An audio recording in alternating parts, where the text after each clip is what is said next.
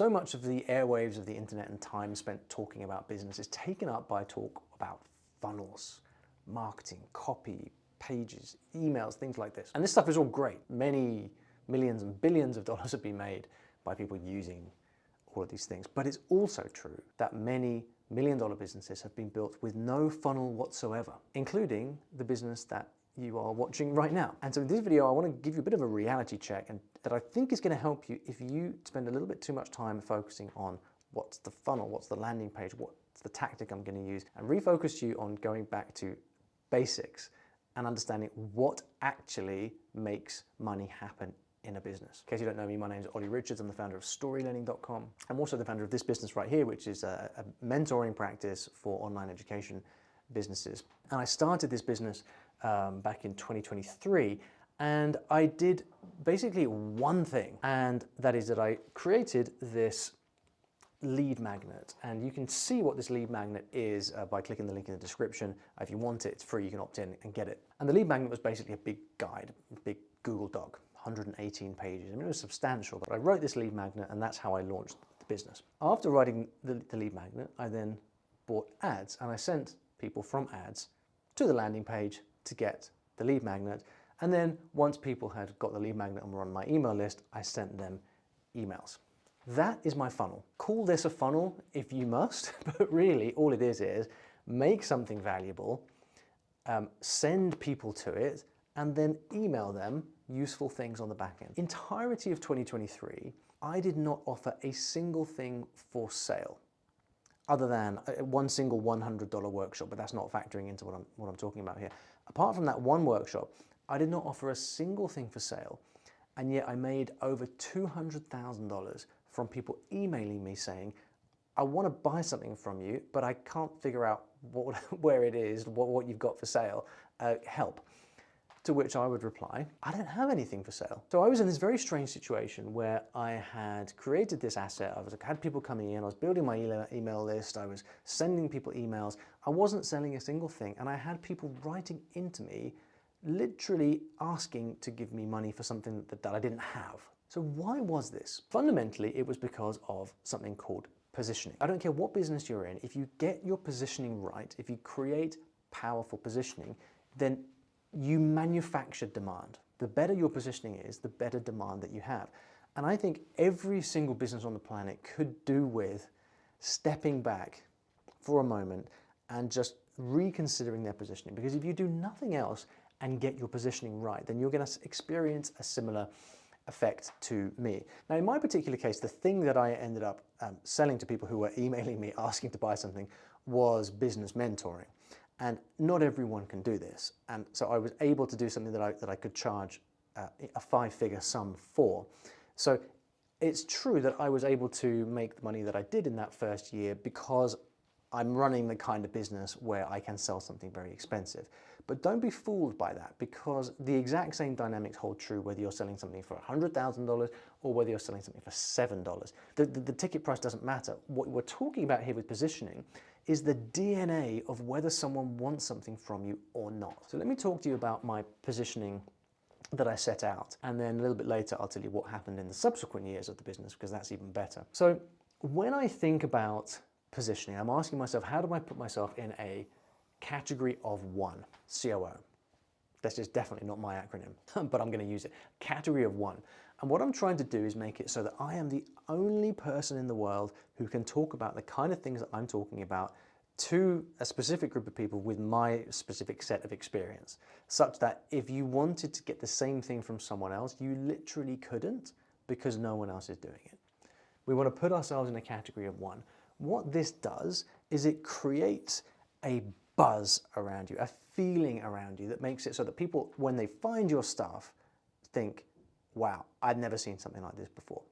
And this is what I was able to achieve with the lead magnet that I created. And this is what it is. It's called, it's a case study, Anatomy of a $10 Million Online Education Business. And what I did was I took my business StoryLearning, which is a multi-million-dollar language business that I grew from scratch from a blog back in 2013. And I wrote this really long case study that explains in exhaustive detail exactly how the business works. And it's not a fluff piece. It is, I was talking with Ryan Dice the other day, who said that this case study could literally have been a $10,000 course, but instead I packaged it up as a lead magnet and gave it away for free. So it's a serious piece of work that I spent 3 or 4 months writing. But the reason it was important, and the reason that this put me into a category of one, is because people typically don't reveal everything about their business. They typically don't, well, most people don't build a business, a successful business at all in the first place. And those who do typically don't then go and explain how everything works and give away all the gold. But I knew that my single biggest positioning asset was the fact that I've built a successful online education business. Given that, the most powerful thing that I can do is just open the kimono and explain exactly how it works, because this is not something that you can get easily. I remember when I was first learning back in 2013, 14, 15, I would have given anything to actually see how businesses that were further along than me actually worked, but you couldn't find it. All you could find was marketers teaching the latest, greatest funnel hack, and that's not what I wanted. I wanted to see what the future version of my business would look like, and so I just wrote that because like I do with everything I write the thing that I want to read myself. So I aim to put myself in a category of one with the thing that I'm building. And then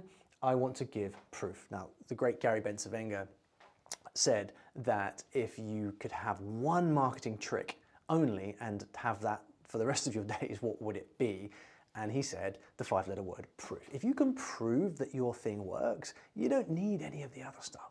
And this is part of the reason why I was able to do all of this with literally no funnel, because I could prove that I knew my stuff. Now, there are different types of proof. There's social proof, there's logical proof. So the main kind of proof that I was able to use for my case study was the fact that the business itself existed. In the case study, I wasn't teaching, I wasn't saying, here's how you do the thing. I was saying, here's what I did. And by the way, you can type in the URL, go over to storylearning.com and actually look at this, so you can sign up to the email list, you can see all of it working. So it's undeniable proof. Like you cannot read the case study, go to the website, look at the business, buy the products, opt into the email list, look at the millions of books that we've sold everywhere, the media. You cannot see any of that stuff and think that's not real.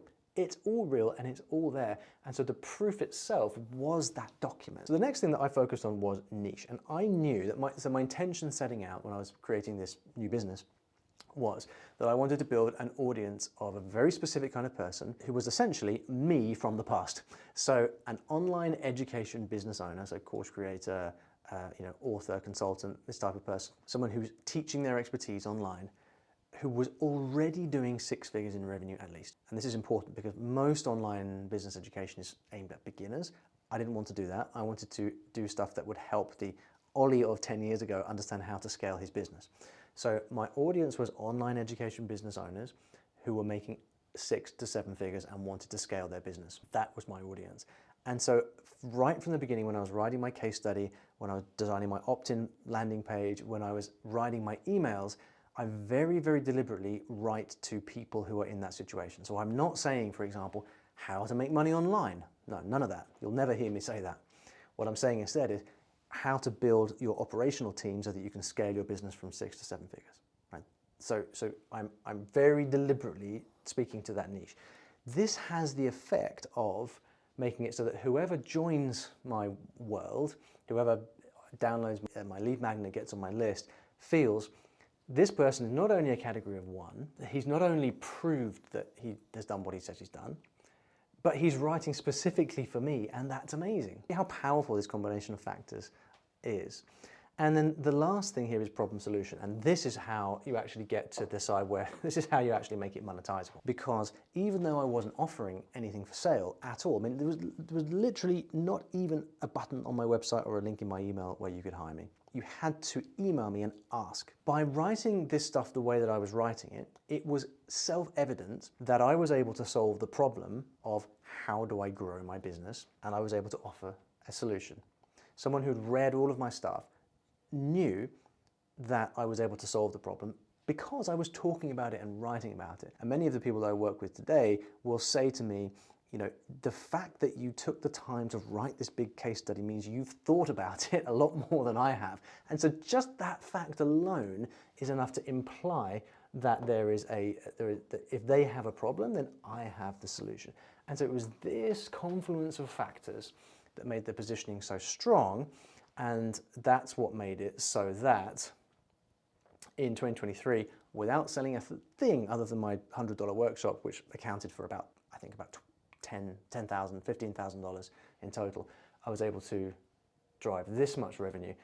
In 2024, I made one change. And in 2024, what I did is I put a link in emails, link in email. This was my funnel. So in 2024, I said, right, last year I drove all this revenue without doing anything. What happens if I do something? Like what's the minimum I could do to actually make this just a little bit easier for people? I know what, I'll put a link in my email that says work with me.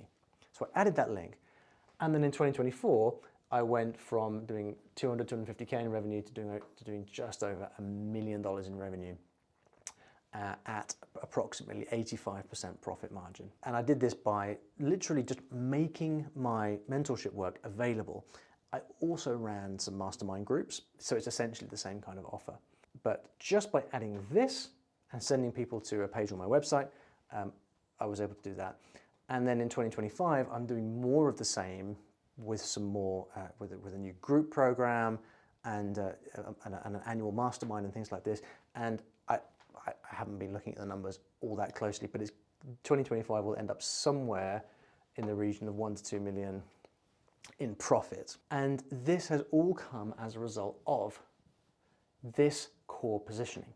There's no funnel. So every time anyone says, well, what's the best thing for the landing page and email and funnel ads? And I think, okay, great questions. Well done for asking these questions, but let's take a step back and actually look at how the business is positioned. Because if you are poorly positioned in your business, ain't no amount of marketing gonna make up for that fact. And so this is why these days you see a lot of very successful businesses running off this basic concept. And so you'll see businesses that run a little bit like this. They have a YouTube channel where they get traffic. I ran ads, you can do YouTube, same kind of thing. Well, it's kind of different, but you know what I mean. Get the right people towards you. YouTube acts as a filtering algorithm that will send you the right people if you're clear on your positioning. YouTube video, get some traffic. Link in the description, click here to work with me. Landing page with a VSL, a little bit of text, and a CTA. So far, so simple, right? CTA says, hey, book a call, speak to someone. That's, if you're doing your job properly, at that point, just no more than a conversation. Is this a good fit? If it is, then the deal is done. And that's the whole funnel. You see people doing this now on YouTube, and I understand immediately how and why it works, because I did exactly the same thing with my business using the kind of anti-funnel, the zero funnel, but underlying all of that were assets that established absolute, bulletproof, undeniable positioning.